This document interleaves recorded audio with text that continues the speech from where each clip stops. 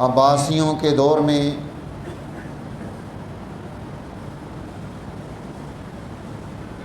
حضرت عثمان ابن عفان رضی اللہ تعالی عنہ پر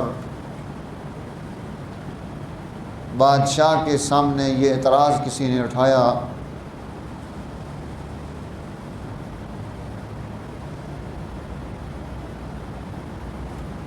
کہ حضور نبی کریم صلی اللہ علیہ وسلم خطبے کے لیے منبر کی پہلی سیڑھی استعمال فرماتے تھے۔ حضرت ابو بکر صدیق رضی اللہ تعالی عنہ نے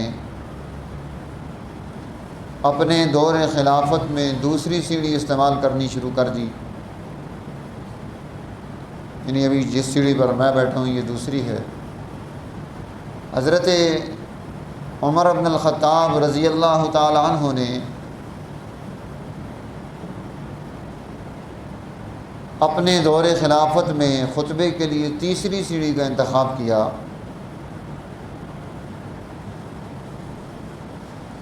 تو حضرت عثمان ابن عفان رضی اللہ تعالیٰ عنہ کا دور خلافت آیا تو آپ واپس پہلی سیڑھی پر آ کر بیٹھے خطبہ دینے کے لیے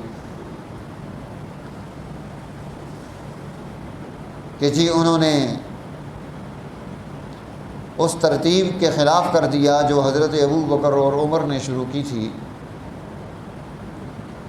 امام وقت جن کے سامنے یہ اعتراض اٹھایا گیا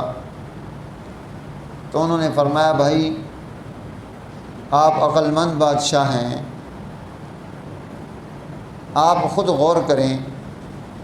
کہ اگر عثمان ابن عفان یہ اجتہاد نہ کرتے اور ہر آنے والا خلیفہ وہ اس سے نچلی سیڑھی پر بیٹھ کر خطاب کرتا تو آج آپ کنویں کے اندر بیٹھ کر نیچے سے اوپر کی طرف خطاب کر رہے ہوتے۔ اتنی سیڑھیاں نیچے سب کو نئی بنانی پڑتی۔ تو حکمت عملی کے درجے میں جو چیزیں ہوتی ہیں انہیں ہر دور میں تبدیل کیا جاتا ہے، اسے نقطہ اعتراض بنا لینا، یہ نقطہ اعتراض جو ہے یہ درست نہیں۔